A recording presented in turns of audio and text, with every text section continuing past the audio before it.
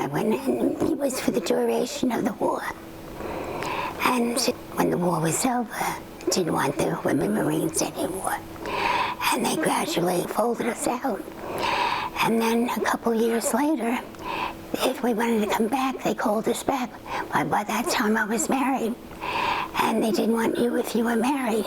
When I started, I couldn't wait until I was 20, because my boyfriend was a Marine, and he was already overseas. When I was 20, I joined up. I went to New York to join, and I passed everything but my weight. I didn't weigh enough. I think it was 87 pounds. And they told me to go home and drink a lot of malteds. So I went home, and my mother got the Princess Laid and a bunch of pennies. She put them in a handkerchief. She now put it in your bra when you go back, which I did. And I mean, they had to know, because I didn't have to strip. So I weighed 98 pounds, and I got in. The rest, it was, I remember in boot camp, these heavy girls were passing out. And I would step right over them. Nothing bothered me, and people thought I wouldn't make it because I was tiny then. But I went through the whole thing, through boot camp, and I was fine. I was perfect with it. And then after boot camp, I was sent to North Carolina. That was in Camp Lejeune. After that, I was sent to D.C. That was at Henderson Hall. I was in casualties and family allotments. Casualties bothered me a lot, but I got used to it after a while, because they marked down the casualties, and then we have to stop the family allowance, the allotments that they were getting. My brother-in-law, he was a Marine, and he was killed on Iwo Jima, and that was awful. Then, about a month later, I got a letter from my boyfriend that he was on his way home. He was on a hospital ship, and we were going to get married as soon as he came.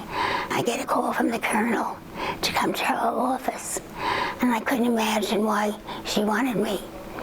And I got there, and she showed me. My boyfriend was killed. He was killed in Okinawa.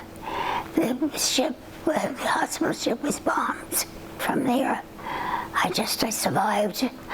And I remember the colonel told me to go home and take time off.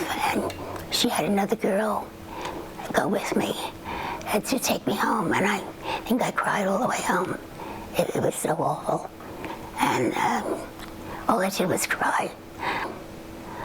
My friend and I used to get hops from the airport. Wherever the plane was going, we would go.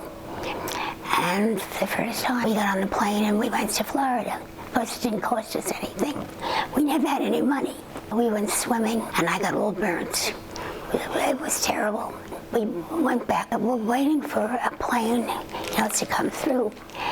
And so far, none was coming. All of a sudden, this sergeant in the Army came over, and he said, "Don't ever do this again." He said, "I'll spank you personally." But he got us on this plane. It took us hours to get back, and it shouldn't have taken that long. But because of the weather, they finally did land.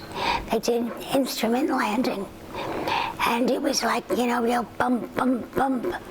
And the ambulance and the fire engines all came to greet us. He took us in the ambulance back to the barracks.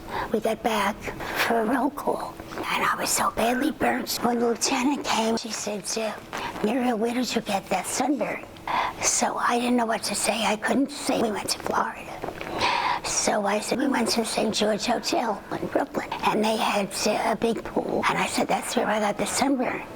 And she kind of snickered. And she figured we did something we shouldn't have done. We just wanted to travel a little bit, because these were just like, say, days trips. And the war was over. They just announced it, the end of the war. So we left, and we went into D.C., and it was crazy. Everybody was jumping in cars, and we were sitting in a convertible and just driving around cheering. And that was like the end of everything. And we went back, and then we were told that we were being discharged. And as much as I liked the Marine Corps, in a way I couldn't wait to get out. I guess that was almost like the end of time. And then when it was time to get out, it was sad. I always enjoyed it. And I thought, well, when my children are old enough, I'd still be young enough to go back in again.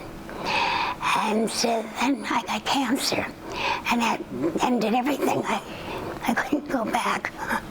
But you learn so much. The whole foundation is great. You learn to be a lady. I mean, I learned how to drill, I learned how to march, I learned how to be brave.